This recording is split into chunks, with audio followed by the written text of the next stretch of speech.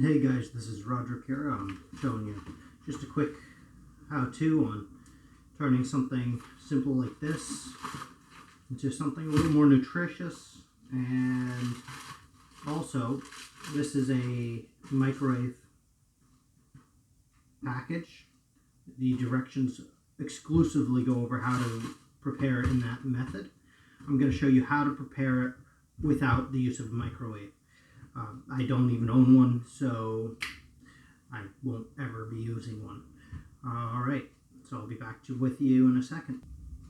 So one basic thing to do when you are trying to enhance the health quality of any instant dish like this is definitely you want to put some raw vegetables in there. And that, you know, one, I think it enhances the flavor a lot.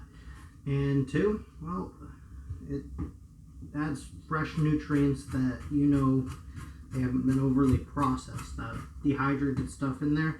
Let's just basically go on the assumption that there's no nutrient left in that by the time you finish heating this. So you need to add something in there just to make sure that you get what you're looking for here.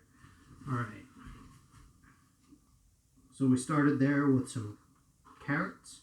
This is a little radicchio.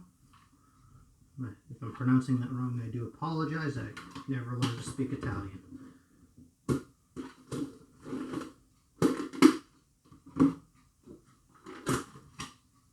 The next ingredient here is some onion. That's not enough to save.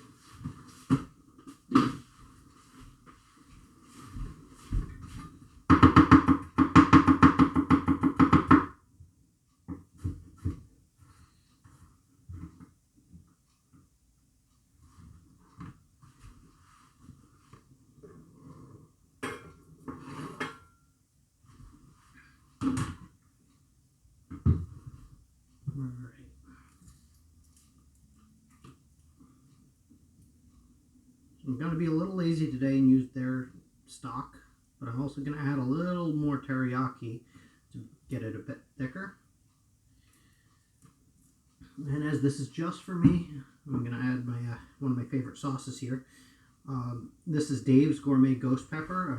I don't know how widely it's sold, but this one's made in Costa Rica.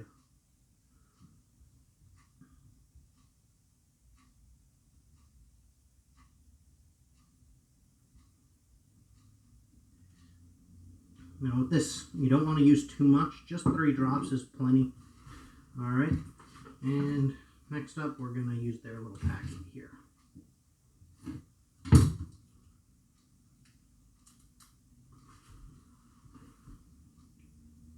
If this was a seasoning packet, I wouldn't, but because it's a thick, rich sauce, I tend to use it a little more. Next, I'm going to add a little bit of ginger, ground ginger. Some cumin.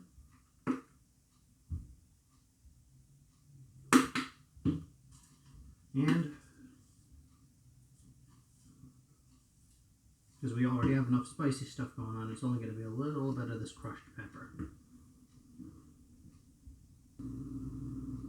Alright, so the next step, you definitely want to just put enough water to go to the top of the noodles here. Don't want to go too much further than that. It'll get pretty soggy by the time it's ready. This is going to be more of a sauce noodle than a soup noodle. So we're not going to be boiling it too much. We're just going to burn off the liquid. Alright, so we're going to cover that and turn on our rice cooker.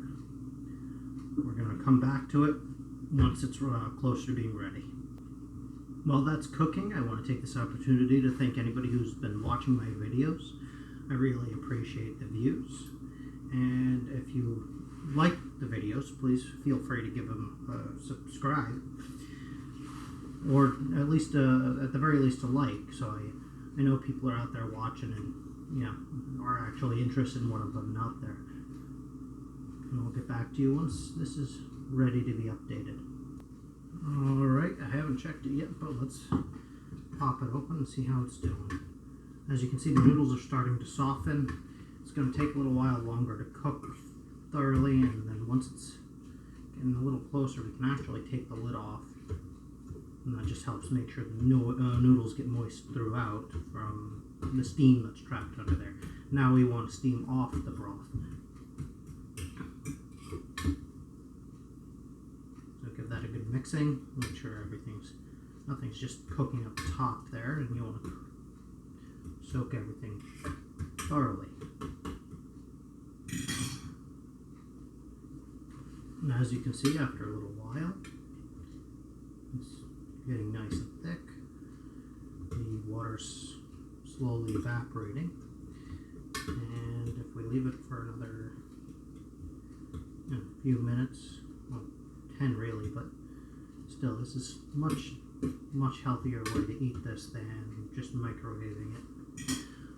So if you leave it for another about 10 minutes, that water should evaporate and it's ready to eat. You can also eat it like this if you want a little bit of a soupy noodle. Alright, and there's the consistency I was looking for.